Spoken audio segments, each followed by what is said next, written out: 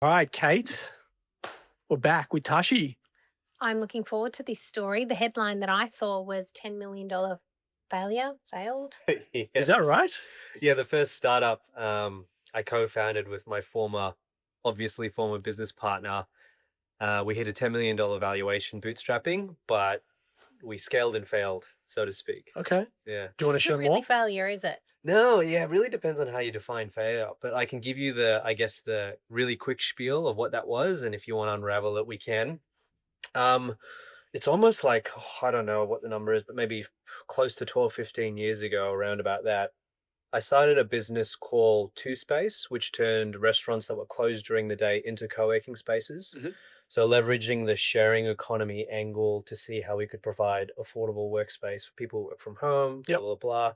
It would be super useful now in today's world. You're just way in front of the wave. Yeah, well, if we could do it again now, if I had the energy to do it again, I would, but I don't. And we bootstrapped, frankly, not by choice, even though it was a good choice. It's because, as first time founders, we didn't know how to raise money properly. VC funding and all of those, even angel investors, they wanted you to scale, scale, scale, grow, grow, grow, ridiculous hockey stick growth. We weren't ready for that because we were still trying to perfect our product. But, we had lots of micro failures throughout that journey, pivoted a bunch, hit a $10 million val, which I always think is more of an art than a science. Sure. It's just whoever's willing to pay for it, but a few people out there were willing to pay for that. But then around the time we exited to another business was when COVID hit. And unfortunately, because our model was very linked to hospitality venues, Get it? it got totally screwed Yeah. by that. But yeah, learned a lot from it, and not in the style, oh yeah, I learned this and that, but actually did, because I've taken a lot of those principles into what I do today, which is not a start. It's kind of like a startup within a big Well, corporate I think company. like I got such a biased lens on this because of my current operations, but like Flex is the new frontier for commercial real estate, Mm. and the fact that I don't think you failed and or tried and failed. I actually think you honed your skills to be able to be of incredible value for JLL Mm. in your current role.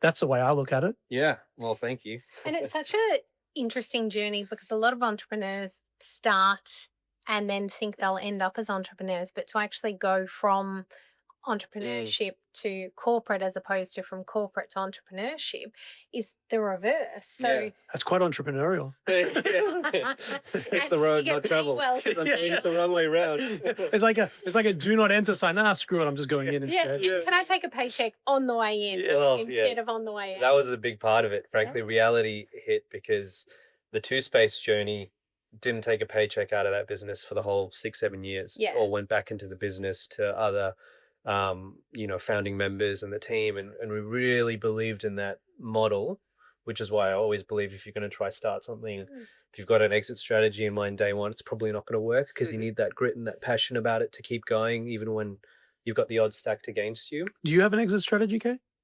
Yeah, we do. Yeah? Yeah, and I think from day one we had it because that's where it started. We were solving a problem with the global obesity and diabetes. For my first venture, it was all about the exit. Yeah. Yeah, right. It was building to the exit. And then I got there and it was kind of like quite unfulfilling. Like I thought like, oh, if I get there, just one more big account will sell. Yeah, right. It just never was fulfilling. And I got to be honest, Creative Cubes, I don't have an exit strategy for Creative Cubes.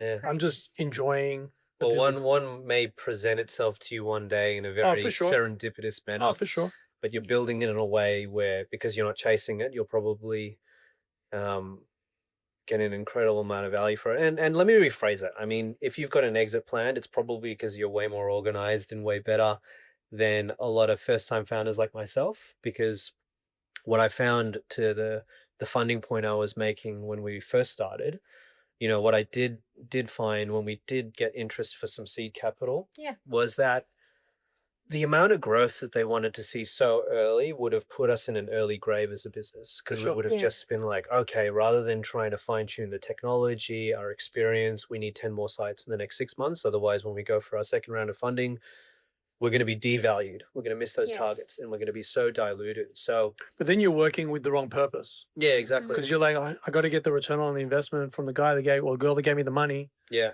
and actually it takes you away from like, why am I doing Yeah, this? completely agree. Because it was in the like the third, fourth year of that business where I think we really hit a gold mine in terms of what the model should be. Because at the beginning it was gym membership style model, very affordable because we're not paying rent because technically all these restaurant and hoteliers are already paying rent for their service. They just don't use it between Yeah. certain moments.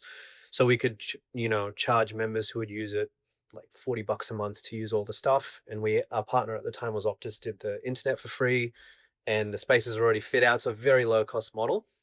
However, in order to make that, I guess, commercially viable, you needed a shit ton of members, right? Mm. Even though we had the advantage of scaling to like literally hundreds and hundreds of locations across APAC. But what we found is that to the point of it being a double-sided marketplace, the members were the most important thing, and that's something you can appreciate. So towards the end, the model was flipped that we actually started charging venues because they got foot traffic, they got eyeballs, they got marketing, they got people in there buying food. And maybe the mum and dad owned restaurants couldn't afford that model, but the hotels that had these empty lobbies or commercial real estate properties would pay like a service and a product fee per month to just have this giant marketplace and community of people in the area that would come and work from the space and build a vibe. And that's why I think it could work today as long as you got the technology correct to connect everyone. Because the whole principle behind it was that no matter where you'd work, you could connect. And we had a few founders meet and start businesses that are now valued like, hundreds of millions of bucks today that I'm always very proud of. And I'm super curious, Mm, should COVID not have come, mm. what was the plan? I don't know. Like, I mean, the BS answer is world domination. We would have just totally just grown and done that. But again, to the first time inexperienced founder piece, COVID was probably a cop out, if I'm going to be honest, because Yeah. we were totally burnt out by Yeah. the sixth, seventh year. Like my co-founder, brilliant developer, he's over at Atlassian now. He was kind of like losing a bit of steam and looking at other businesses on the side. I kind of at the time was also I met my now wife and we had responsibilities like shit, man. I need to make some money and provide some security for this family. And right decision because, happy to share we just had our son who's 5 weeks old now, Logan. Congrats. So even these day trips are like, well, I should be at home with him. Oh man, I get it. But yeah, we totally got burnt out towards the end because it was our first time. Now, if I were to start another business today, I'd do it very differently. And it's interesting because I just turned 37 in January, but a Harvard Business article by the Review states that the most successful entrepreneurs are actually in the early to mid 40s. Yeah. It's not necessarily the young Hello. founders when they look at all that stuff. Yeah, because you got your network, you got experience, you failed a bunch, but also at that age, you know what you want, Mm. and you're not just a dog chasing cars. Yep. So the success rate is extremely high. Right. So it's great news for anyone listening who thinks that it's too late, but it's actually a golden age to do it, especially now with AI and tech and everything supporting these solo founders. So your first grey hair pops up and you go, now I'm Now it's time. business. Here I am. I've arrived. That's amazing. And so, what's your reflection on that business to where you are today at JLL? I think that business taught me how to juggle a ton of moving parts and work under pressure Mhm. and also be extremely resourceful. So even though I work at JLL now and they're super supportive, we operate like a startup within that business, right? And what's your role? Just So I lead the flex space business across Australasia. Yeah. So what that means is there's a lot of investor clients that Toby, you're very aware of because you'd be exploring the space as well, that want to design, build, and operate their own flex space or partner with an operator like Creative Cubes because to Toby's point earlier, flex is the future or a big part of the future of commercial real estate.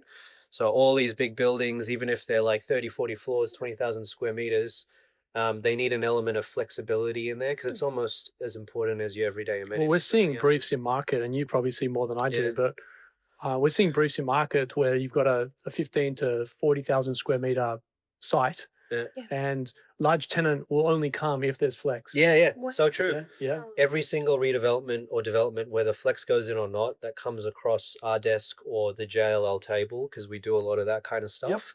Hmm. They all consider or need flex, and even the ones that don't consider it are almost defensively considering it because the major tenants that will underpin the rent and therefore the valuation of the asset. They're all asking for it. Totally. Whether they use it or not is another question, but Yep. as an owner, who really cares? If they sign the lease, because that's one of the reasons, the 7-10 year lease upstairs, it's a huge differentiator. And then it's even more important to get operators like Toby in, because if the tenants don't use it, you don't want just an empty space there Yes. that's Well, relying so on yeah, there's multi dimensions here, and I don't want this to go into Sure. a podcast about flex Yeah. because that's not our audience. Yeah. But there's multi dimensions here, right? So to keep an asset relevant, you want to have an element of activation. Right. So you're not just rocking up to a dead, boring, uninspiring space. Yeah. Then to my call out earlier, which you validated, we're actually going into 2 assets at the moment, which we haven't announced, which might have been announced by the time this pod comes out, that were mandated from a larger tenant. And so said landlord procured flex operators and put it to tender. Right. And we were the recipient of these 2, except there's not only 2 in the market, there's Yeah. hundreds. Yeah. Okay, what about the flipping this to the retail model? Because a girlfriend said to me, I'm going to start a business and it's a bricks and mortar. Can I talk to you about it? And I'm like, we literally just got out of our last bricks and mortar last year after having a plan for having them Australia wide because for 1,000,001 reasons. But I think there's something important about bricks and mortar in retail. But on the flip side, who can afford to be paying 7 days, 24 hours a day rent and only opening 38 hours?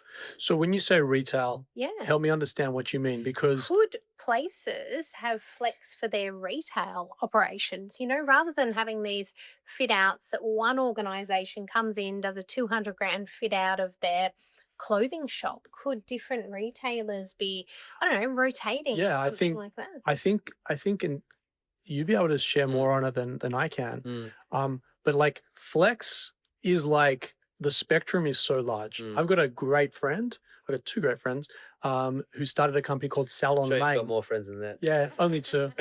These guys I grew up with, Jared Keane and Lance Kalish, both grew up in my street where I grew up as a kid. Yeah. And they've gone into the flex space, but they actually do flex for hairdressers. Yeah, that's cool. Right. So hairdressers, yeah, it's called Salon Lane. I'll link it in the show notes. Yeah. Yeah. And so to your point, like they came to me and said, hey, we want to understand flex. And I'm like, hey, this is how I do it. And they're like, yeah, but we don't want to apply it to the working office.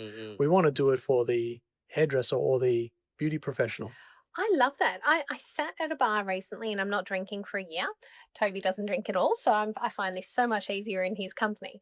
And I'm, I don't know, 3 months in or something like that. But I still go to my little bar after work and they have a whole range of non-alcoholic, no sugar drinks for me. And I overheard these 2 barbers having a conversation about how much they pay to rent their seat at 2 different competitive barber shops. And then what they're pulling in.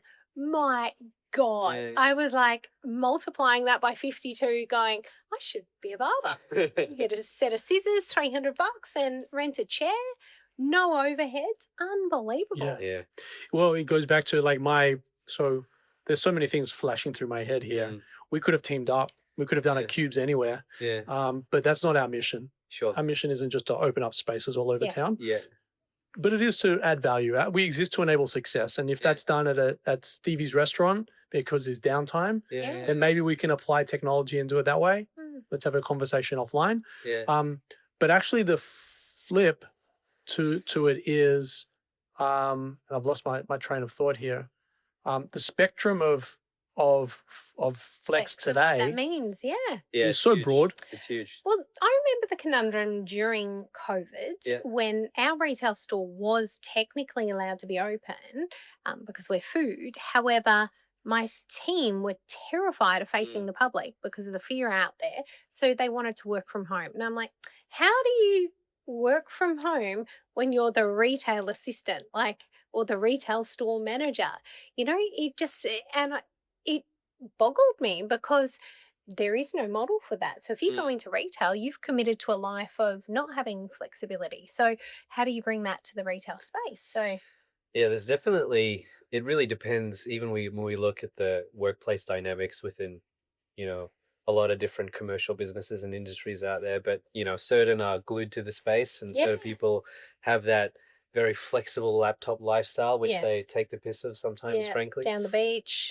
But you know, to the retail point, we are seeing, and I'm helping do a couple of things in Asia right now, and we're calling it maker spaces. You've probably heard about it, where it could be the hairdresser model, it could be a cool one is the fashion model. So Yeah.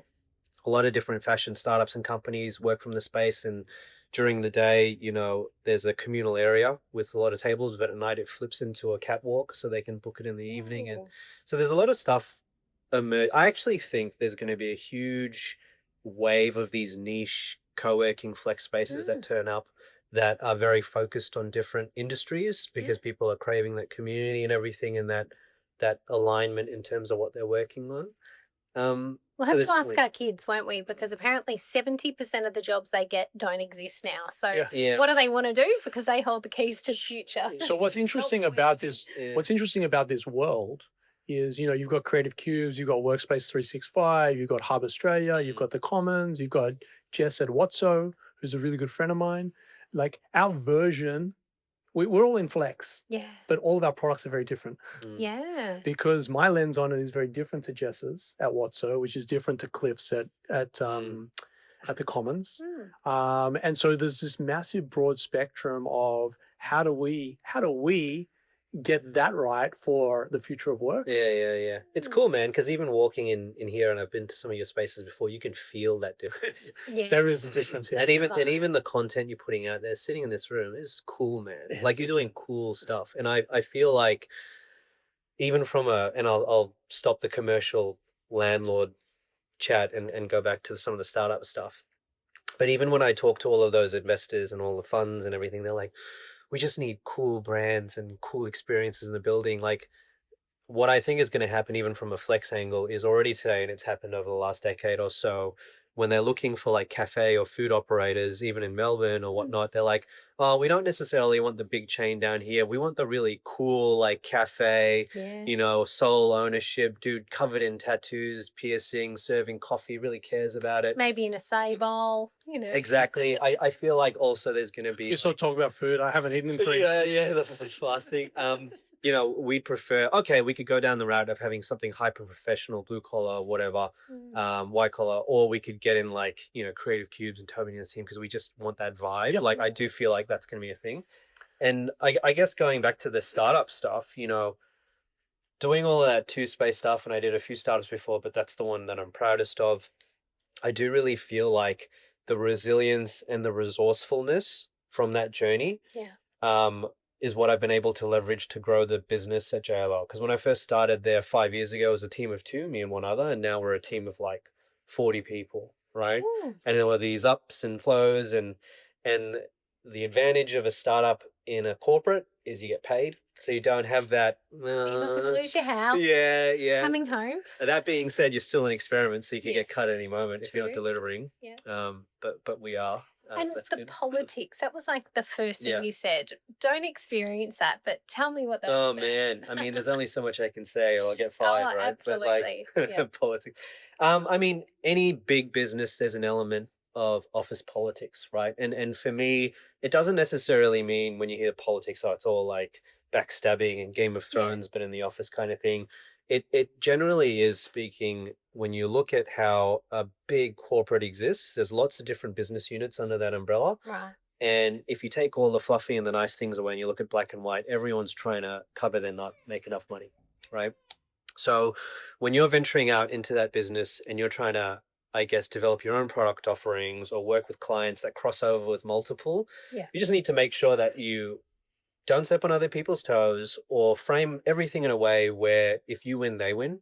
I think that was the biggest thing that we did. So rather than kind of feel like the little brother or sister in the company that was just getting started out, whenever we won, we'd make sure that if there were different business units within JLL that could work with us and also get a cut in the fee, but then it helps the client because there's economies of scale, helped us, right? So yeah, when I say politics, it's kind of like a combination of appreciating to do your job, you're probably going to have to help others do theirs, but then Not also stepping on toes is really Well, I interesting. think I mean I can't speak on commercial lens, but I know on the residential side of things, Yeah. some of these agents are really territorial about their Oh yeah, commission. dude.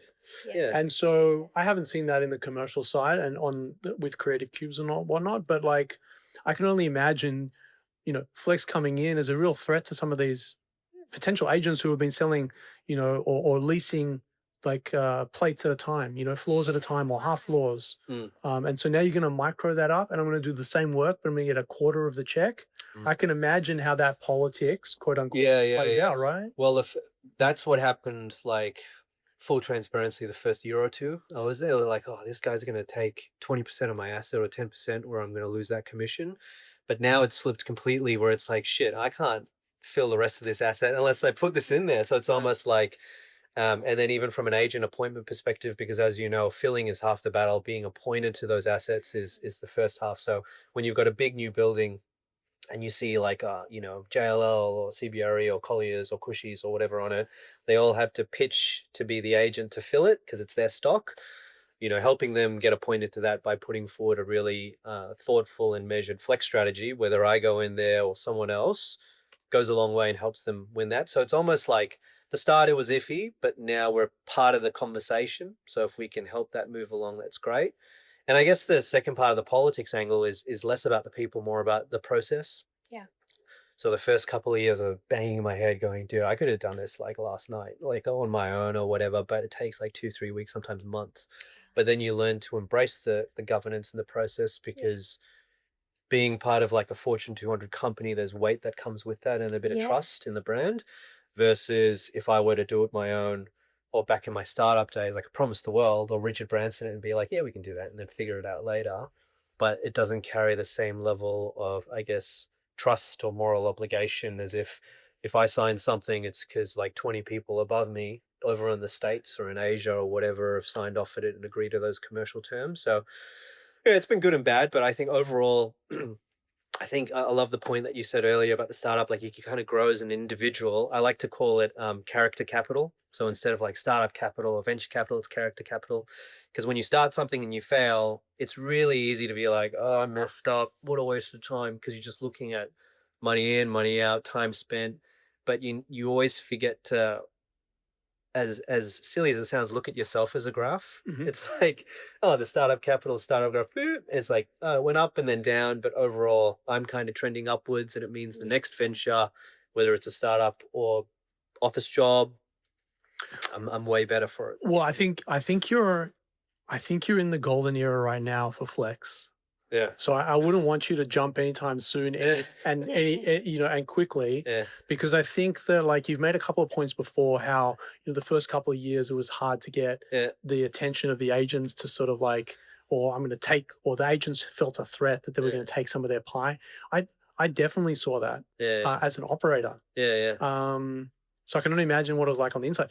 But now, like, it's an ingredient. It's a must for sure in it to keep yourself relevant. I remember back in the day, when I say back in the day, 98, 99, 2000, friends of mine moved out of home and they moved into Harry Triggerboff's Meriton Apartments in Bondi Junction above the train station there. And I was like, dude, why? Well, at this place, at Meriton, I've got a tennis court, I've got a gym, I've got a sauna, I've got an indoor swimming pool, I've got an outdoor swimming pool, I've got a barbecue area. And my parents' place, I've just got a backyard and a swimming pool. And so I get all of this feature and amenity for like a little bit out of pocket. And so I liken that. Security in this day and age as well. Totally. But I liken the amenity in the resi side to what we're doing in the commercial side. Oh, yeah. They need the vlogging studio, not because it's going to, but their client needs it. Not because that landlord needs it. They need the cafe buzzing. They need an event space to host people so that, people are walking past the building and going, wow, like, what is that place? Yeah. They need the small office sizes because those people will grow. And we've proven this time and time again. They'll grow and then they want to stay in the same building. So they'll go up to the next floor and take a direct lease with the landlord. Yeah, the incubation of, like, it just opens up a whole new world for these landlords. They could only normally target big companies that would sign 7 to 10-year leases. Now they can look at small or medium to sized companies under more flexible arrangements. So we have 15,000 companies that reside at Creative Cubes. Wow. if I lose a customer, 14,999 left. if landlord loses a tenant, Yeah, right. loses one tenant, Ooh. their catastrophic position is a lot bigger than mine. Yeah. Yeah. So It's they yeah. sorry. Oh no, I was also gonna say like this studio is so dope. Like, and it's almost like a staple now. Like every floor plan that we look at, even if it's a landlord bespoke owned one, has it used to be podcast just a podcast studio, which could have been like a small 4-person meeting room. Now it's like, oh, how do we do something cool like this?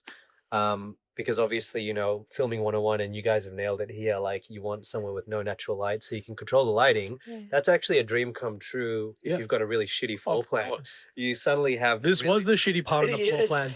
Most popular part now. It's kind of like a conversation. It's like rather than, oh, what are we going to put there? It's like, dude, that's like the best place to put a content creation studio, which every industry out there is trending towards. You even look at the Black Rocks and the top companies at the world, they're all doing experimenting with Well, I content was at the creation. Sydney Swans last Friday. I went to Sydney, Yeah. and I went into their new facility. Have you been there? No, I haven't. You got to go down there. It's Not, down not at that lucky. yeah, Fox Studios, Yeah. and they took me on a tour. Yeah, cool. And what they showed me was they actually had something very similar to this Yeah. inside a dingy hole Sure. that they turned into their media. So when you see the key players on the jumbotron going, "Come on, guys, get loud!" At least they do that in basketball. It's all filmed in That's in so their cool. corporate studio. That's That then so gets cool. broadcast out to the game or onto national television. Yeah.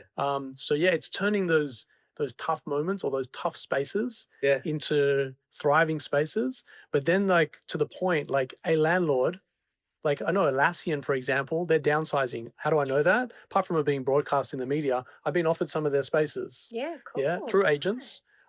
However, the landlord's losing a tenant that occupies 7 floors in Martin Place or however many floors. That's a big loss for the landlord, Yeah. right? If I lose 7 customers, it hurts because I have a personal relationship with almost everyone that comes through the door, but it's 7 out of 15,000. And so my revenue is not really rocked. And by the way, it'll go down, but 14 people will come through the door. So we're always in a net positive for the month. But the point of the conversation is that the risk is now spread and the total addressable market around the smaller guys is far, far greater. Lululemon, Yeah. great example. They reside in our Collingwood site. Aesop as well. Aesop is there as well and Swiss. Yeah. But the Lululemons of the world no longer taking the 2,000 square meters that they were previously. They're now into a certain size. I won't disclose all their numbers, but they're in a certain size and their staff are a lot happier because the site, even though it's smaller, they feel like more connected rather than 10 people being in a 2,000 square meter office space, 10 people, they can walk outside their suite and there's 150 other people there. Yeah, it's just the way that even it's really simple. Like, and this is how I even explained it to my wife's son Madam, who just turned 15. It's like, what's going on with all this other stuff? It's like, for the first time, if you own a building as a commercial landlord, you actually have to care about what the experience is for the person who walks through the door. Yeah. Like 10 years ago, it was like, all right, everyone signed their lease because they need office space because we're stuck in this industrial revolution style of working where everyone needs a workstation. I'll check back in with you in 10 years' time when your lease is up. Oof. Now it's kind of like, when you think about it, people need to have a reason to come to work in the office. And if they don't have that reason, then the companies like the Lululemons of the world or whatnot, they don't need space or to lease office space.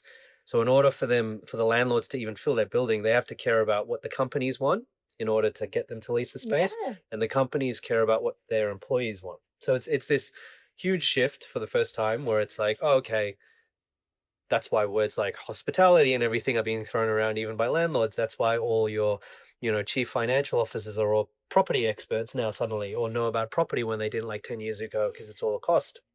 So And there is it's all funding out. in the wellness space for corporates as well. So that Wellness, ability to have massive gyms focus. or to have meditation Oh, yeah. rooms or like you see some of these incredible office fit outs. The other thing that crossed my mind was obviously during COVID, there was a big move away from the city. So we live in Mount Martha, we can see the city from where we are, and it looks beautiful, but we just knew it was empty, that there was nobody there. This spectacular city of Melbourne, completely desert. And the only way to bring people back in is to allow that flexibility. Yeah, You got to Make earn it as an attractive. employer. Why You've would got you drive from the beach to the city unless you've it's got to earn the commute. yeah. You've got to give your staff a reason to come to the place of work. Yeah. And some of that is in flex, as in, hey, you can work from Mount Martha a couple of days a week. Yeah. But in order for you to grow as a professional, you need to be around your team. In order to grow the bottom line in your company, top and bottom line in your company, you need to be eating your own dog food, so to speak. Yeah. And so it's actually quite a complex space and place to be, but it's starting to, it's the momentum, the flywheel is starting to happen. People are coming back. Do you know my blueprint? You know, everyone has their serviette that they wrote on. My serviette had what I now look back at was a co-working space of what BeFit Food would be. So I Yeah, drew cool. on there this little border, and they're all little glass offices around the outside of people we liked, graphic designers and web people, you know, we're talking a decade ago, and all these different groups that we even had a telecommunications person in there in case the internet went down and whatever. But all the people we liked around the outside, then this communal area with a cafe. And that's like my Yeah. serviette moment of this is what I want it to feel like at work. And That's cool. here we are. And that's And what you guys do. Well, that's and the key word, feel, right? You weren't like, how many workstations do I need? It's like, yeah, how do I? didn't care. It's just happy people in a happy place. Cool people. Yeah, and I guess like, Whatever that means. My kids don't think I'm cool, but Tashi says, yeah, you're cool, man. definitely not. Yeah, your brand's definitely. I'm going to replay this for them over and over. Thank you. You're definitely cool. I think you're cool. Like, just one more boring point about traditional office space when it comes to flex. One big thing that is pro agents when they get to have someone like you in the building or put flex is that when they speak to the tenants wanting to sign leases upstairs, they suddenly be like, hey, we've got the event space, we've got all these meeting rooms, we've got all this cool shit, the studio downstairs, we've even got a cafe or a commercial kitchen. You don't have to put it in your floor plate. Yeah. Means they can have their napkin moment. Because then suddenly, if they get, call it 100 square meters back Yeah. or so, whether that's 10% or 30% of their floor plate, Yeah. they can suddenly mess around with it, have their own little cool thing, whatever their employees want in there, versus some of the different things that could fit within the flex business that is then serviced as well by on-site staff, and people Yeah. remember your name and make you feel good versus just sit there. And you're not paying for everything individually. Like there's a cost, but it's not as if every single bit of that is your Well, it's cost communal, that you're right? bearing. Yeah. So your percentage is contributing to Yeah. a And big I've done the piece. math actually of like, because I'm a numbers guy before a sales guy, Oh, where you're an engineer. I read that. oh yeah, biomedical engineer. Yeah, not many people know that. Yeah, I did that. A million people know now. Yeah, well, I was down Asian parents. They wanted me to do medicine. I was like, oh, close enough, biomedical engineering. But I did the math where it's kind of like if you calculate what you rentalize the space that you would have allocated to all of the different things that you have within potentially a third space or flex space, whether it be event, meeting rooms, collaboration zones, all that kind of stuff. But you end up using it, even if you pay market rate within the co-working or third space within the building, you actually come out way on top, Yeah. huge saving Oh, yeah. versus then just paying rent for space that you might use 20% of the time. So Oh, yeah. it's almost like, I feel like as the market evolves and people become more educated, before it was just kind of like soft drivers. Oh, this is nice. Oh, that's nice. But now we're becoming like numerically equipped to measure what works and what doesn't, which actually helps a lot of these deals go through, even if it's just leases upstairs. 100%. Yeah. Guys, we're going to wrap it there. I'm going to link all of Tashi's side hustle videos and content, LinkedIn. You can find him at JLL in Sydney. Yeah. If you ever want to go knock on his door. Fascinating. And I could speak to you all day. I have to cut it off because this could get slippery slope and we'll just end up talking for 3 hours. And I'm not sure anyone's going to tune. I invite that day when that day comes. Oh, well, not any moment because I've got to go to Adelaide tomorrow, but anytime. Sure. It's been an absolute privilege. Thank you for taking the time to come out here and hang with Kate and I. Thank Guys, you. after the break, we'll be back with our final segment.